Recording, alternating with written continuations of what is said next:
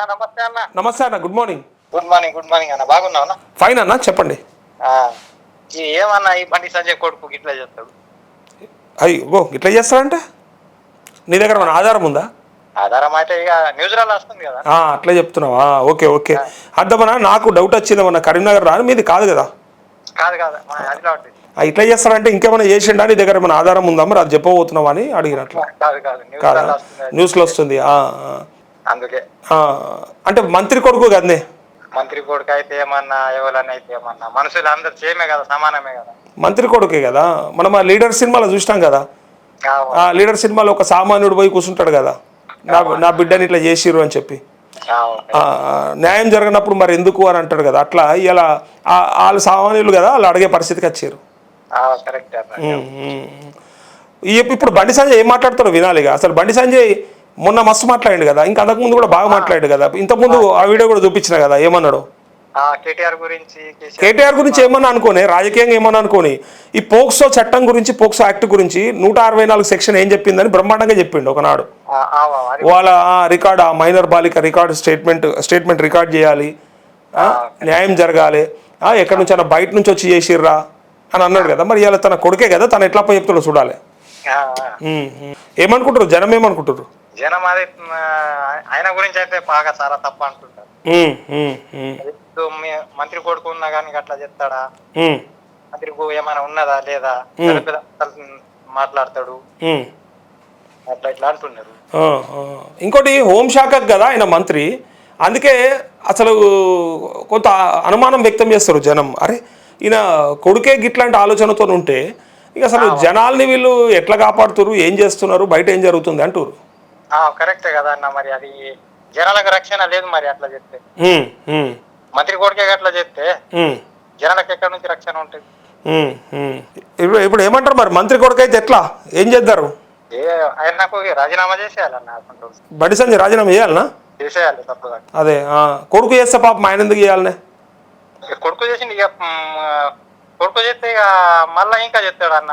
కరెక్టే, కానీ పిల్లల్ని కంటాం కానీ పిల్లల రాతలు కంటామా మనం? అది కరెక్టే అన్న, కానీ తప్పు కదా. కానీ నువ్వు అనాల్సింది ఏంటంటే పెంపకం. రాతను నువ్వు కనవు, మరి పెంపకం ఎటుపోయింది? ఏది నీ పెంపకం, ఏది నీ నీతులు, ఏది నీ మాటలు?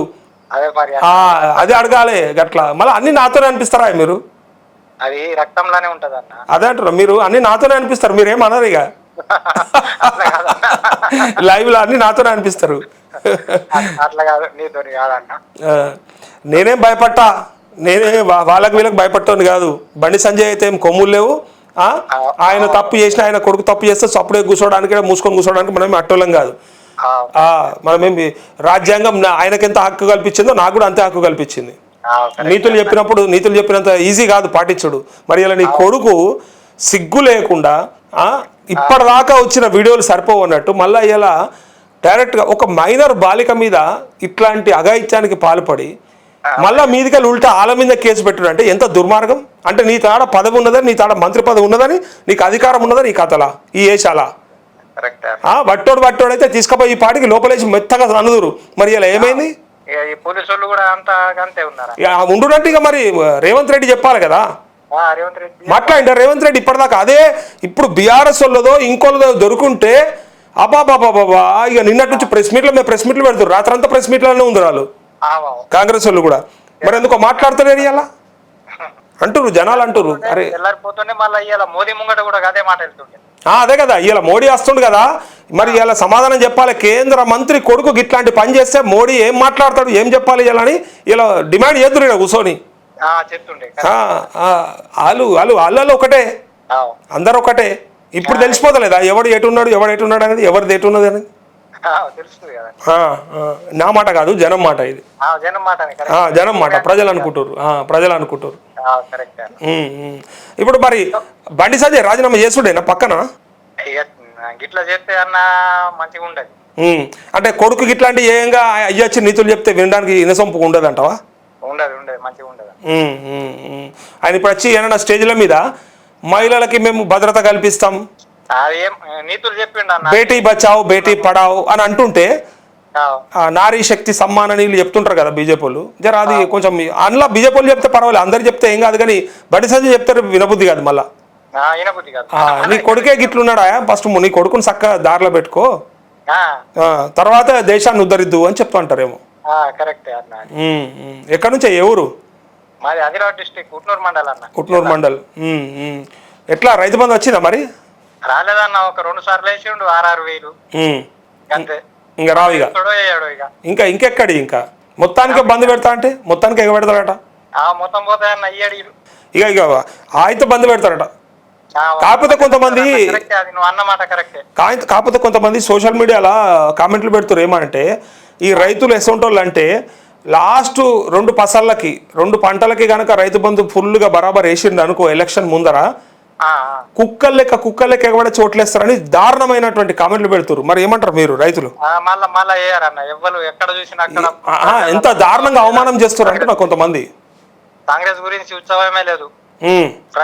ప్రజలు ఏమనుకుంటున్నారంటే ఎక్కడ చూసినా అక్కడ ఈనొస్తుంది, మళ్ళా కాంగ్రెస్ రాదు, మళ్ళా కాంగ్రెస్ కు బొంద పెడదాం, టిఆర్ఎస్ నే తెద్దామని అంటున్నారు. కానీ లాస్ట్ లా ఒక రెండు పసళ్ళకి వేస్తే రైతు బంధు బరాబర్ పడితే పైసలు, ఆ పైసలు చూసి వేస్తారు, పైసలకు లొంగుతారు అంటారు. మరి అది నేను అడిగేది. లొంగారు అదైతే నాకు 100% గ్యారంటీ ఉన్నది. ఎందుకంటే రుణమాఫీ ఎవరికి చక్కగా చేయలేడు. కాదు మళ్ళీ టీఆర్ఎస్ ని తెచ్చుకుంటారా? 10 ఏళ్ళు చూసింది సరిపోదా? ఆడు ఎంత చేసినా గానీ అన్న రైతు బంధు అయితే కరెక్ట్ ఇస్తాడు. ఏ ఒక్క రైతు బంధు చూసుకుంటే ఎట్లనే లక్షల కోట్లు అప్పు చేసిండు, అంత ఆగమాగం చేసిండు, ఖరాబ్ చేసిండు, రాష్ట్రాన్ని దాచుకున్నారు. సొంత బిడ్డనే చెప్తుంది దాచుకున్నారని. వ్యవసాయం వాళ్ళకి అది బాగున్నది అన్న. అది రైతులకు మంచిగా ఉన్నదా? రైతులకు మంచిగా ఉన్నది. కానీ బిడ్డనే అంటుంది కానీ నువ్వు మంది మనకెందుకు అంతగానం ప్రేమ? మరి బిడ్డకి లేని ప్రేమ మనకెందుకు వచ్చింది? పొలిటికల్ ఉంటది అన్న అట్లా. అచ్చా, ఆమె కూడా అధికారం కావాలనేమో. నాయన ముఖ్యమంత్రి ఉంటే సరిపోలేదు, ఆమె కూడా ముఖ్యమంత్రి కావాలేమో, అందుకే అంటుంది. ఇంత అభిమానం ఉంటుందా? దేశం అంటే మొత్తం సమాజం అంతా ప్రేమిస్తుంది అయ్యను, బిడ్డ తిడుతుంది. ఇప్పుడు మనం ఏమనుకోవాలి మరి? బిడ్డ ఆమెనా మనమా? అది బయట చూపించుడే అన్న. నాకైతే జనంకి వస్తుంది డౌట్, బిడ్డ ఆమెనా మనమా అని అంటారు నాతోని. ఎంతనంటే బిడ్డనే ఉంటది, నాన్న ఉంటాడు. కానీ ఇక మనకి ఇక జనం కోసం ఉన్నట్టు కాదు. నాది నేను పార్టీ పెట్టుకుంటా, నాది నేను చెప్తా. ఓకే, కవితకు రావా సీట్లు? ఏం రావా? ఆమె గెలవదా? చేస్తే కానీ మళ్ళీ పొత్తు కలిస్తే ఎట్లా అన్న? మళ్ళా కలుస్తారు వాళ్ళు. ముఖ్యమంత్రి అవుతుందట అయినా కానీ ఇక ఇల్లు పోటీ చేస్తారు, వాళ్ళు పోటీ. సీఎం అంటారు కదా, మరి ముఖ్యమంత్రిని చేస్తారేమో. మరి ముఖ్యమంత్రి ఏమో అన్న డౌటే. గంత మాట అంటున్నావు. తెలంగాణ ప్రజల కోసం తను ఇంట్లో గొడవ పెట్టుకొని మరి బయటకు వచ్చి ప్రజల కోసం పాదయాత్ర చేస్తుందట. ఇంకోటి ముఖ్యంగా అమరవీరుల ఆశయ సాధన కోసం అట. నవ్వుతావేందే? అమరవీరుల ఆశయ సాధన కోసం అగో 10 ఏళ్ళు ఉన్నప్పుడు చేయలేకపోయిందట, బయటకు వచ్చి ఇప్పుడు చేస్తుందట అట్లా. అది కాదన్న, కాని పని అది. సరే, ఓకేనే, థ్యాంక్ యూ.